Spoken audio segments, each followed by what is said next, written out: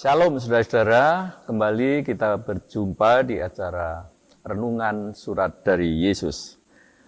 Renungan kita kali ini diambil dari dua teks, yaitu teks di Keluaran 17 ayat 1-7 dan juga di Yohanes 4 ayat 7 sampai dengan 42.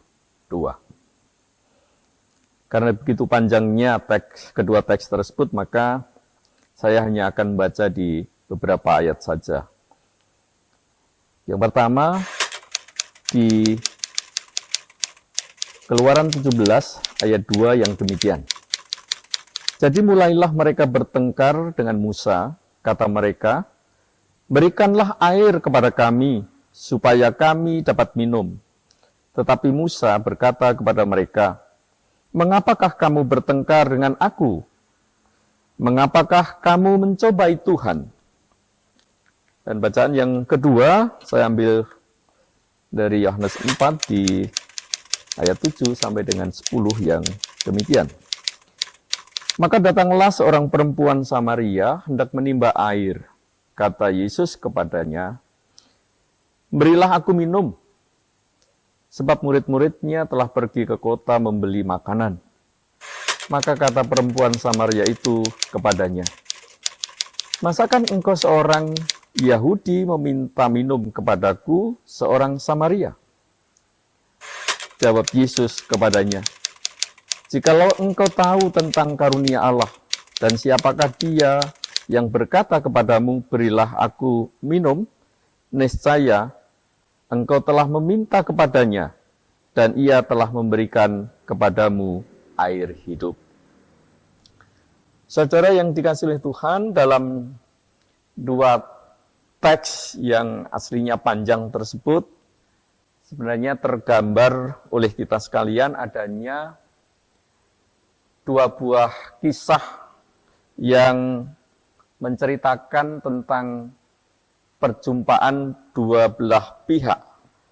Dan di dua perjumpaan tersebut memperlihatkan kepada kita adanya perubahan suasana perjumpaan yang buruk berubah menjadi suasana perjumpaan yang baik. Saudara yang dikasihi oleh Tuhan, perjumpaan yang pertama antara Musa dengan orang Israel di suatu tempat yang disebut Massa dan Meriba. Saudara, dalam perjumpaan tersebut kita melihat bagaimana awalnya Musa dan orang-orang Israel bertengkar atau setidaknya berdebat diakibatkan oleh tuntutan orang-orang Israel akan kebutuhan air yang memang pada waktu itu mereka sedang membutuhkan air. Nah, atas hal tersebut, saudara, kita melihat dalam kisah itu bahwa Musa merasa didesak oleh orang-orang Israel dalam situasi yang begitu sulit. Namun Musa menyikapi hal tersebut, kemudian mengadukan persoalannya kepada Tuhan, dan akhirnya kita tahu dalam kisah itu bagaimana Tuhan memerintahkan kepada Musa agar Musa tetap berjalan di depan bangsa itu dan memimpin bangsa itu. Lalu Tuhan memerintahkan juga supaya agar Musa memukulkan tongkatnya ke gunung batu tersebut, dan kemudian keluarlah air yang dibutuhkan oleh orang-orang Israel tersebut. Dan dari situ lalu hubungan atau perjumpaan Musa dengan orang-orang Israel kembali pulih menjadi baik, bahkan menjadi lebih baik dari relasi atau dari hubungan sebelumnya. Nah, saudara yang dikasihi oleh Tuhan, dari kisah itu kita menjadi tahu bahwa pulihnya relasi, pulihnya hubungan, dan kemudian terciptanya satu perjumpaan yang baik terjadi ketika orang mau membuka diri menjalin perjumpaan dengan Tuhan seperti yang dilakukan oleh Musa tersebut. Dan dari situlah proses perubahan suasana perjumpaan yang tadinya buruk berubah menjadi satu perjumpaan yang baik dan menimbulkan satu kehidupan bersama yang juga menjadi lebih baik. Begitu juga kalau kita perhatikan di dalam kisah di Yohanes, saudara-saudara. Kita tahu di dalam perjumpaan di Yohanes juga dilatar belakangi oleh suasana perjumpaan yang tidak baik.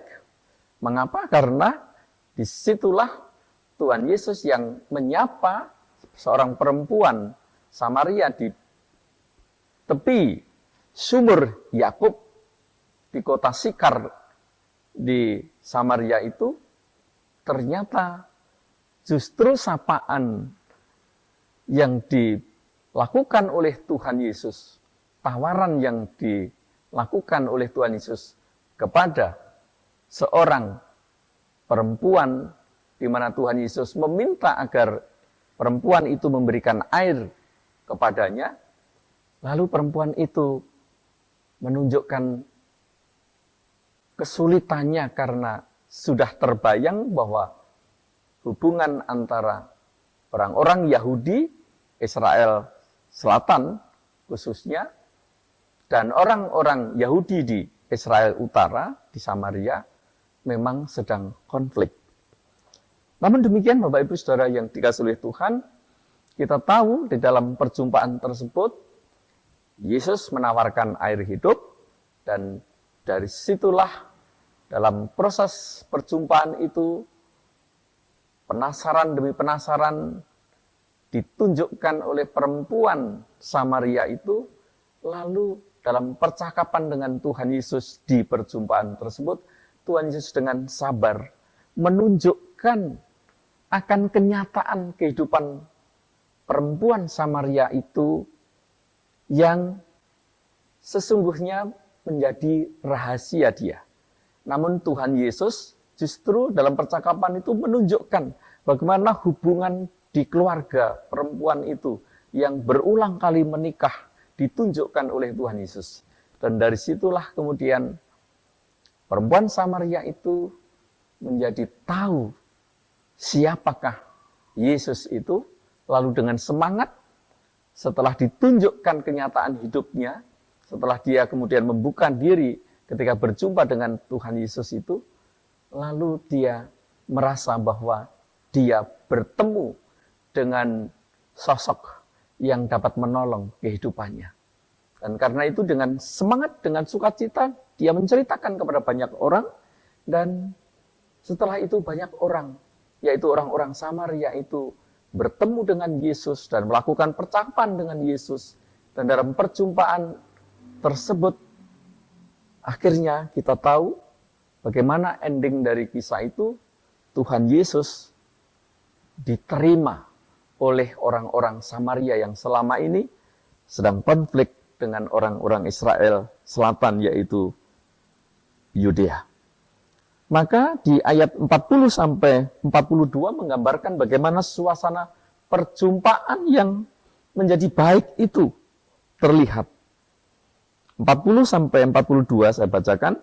Ketika orang-orang Samaria itu sampai kepada Yesus, mereka meminta kepadanya supaya ia tinggal pada mereka, dan ia pun tinggal di situ 2 hari lamanya. Dan lebih banyak lagi orang yang menjadi percaya karena perkataannya. Dan mereka berkata kepada perempuan itu, "Kami percaya, tetapi bukan lagi karena apa yang kau katakan. Sebab kami sendiri telah mendengar dia, dan kami tahu bahwa dialah benar-benar juru selamat dunia." Saudaraku yang dikasihi oleh Tuhan, kisah ini sungguh memuat satu pesan kepada kita sekalian agar membangun sebuah perjumpaan. Kalau dalam satu perjumpaan itu terjadi perjumpaan yang buruk, maka kesempatan bagi kita untuk memperbaiki. Dan memperbaiki perjumpaan yang buruk itu tidak lain adalah melakukan perjumpaan dengan Tuhan, berelasi dengan Tuhan, dan kemudian berupaya untuk menciptakan bagaimana suasana perjumpaan itu kembali menjadi suasana perjumpaan yang baik, menjadi suasana perjumpaan yang memulihkan, menjadi perjumpaan yang saling menopang, menjadi perjumpaan yang saling mendukung, menjadi perjumpaan yang saling menolong, menjadi perjumpaan yang benar-benar dirasakan satu keindahan hidup bersama. Nah, Bapak Ibu Saudaraku yang dikasihi oleh Tuhan, di masa-masa Prapaskah adalah kesempatan bagi kita untuk bersama-sama memperjuangkan kehidupan dalam setiap perjumpaan kita, suatu perjumpaan yang lebih baik. Dan dengan cara itulah maka kita menyambut akan peristiwa Paskah di mana kemenangan Tuhan Yesus Kristus atas maut menghasilkan keselamatan bagi kita sekalian. Dan itulah yang menjadi pesan kita. Mari kita wujudkan sebuah perjumpaan yang lebih baik. Kiranya Tuhan memberkati kita sekalian. Amin.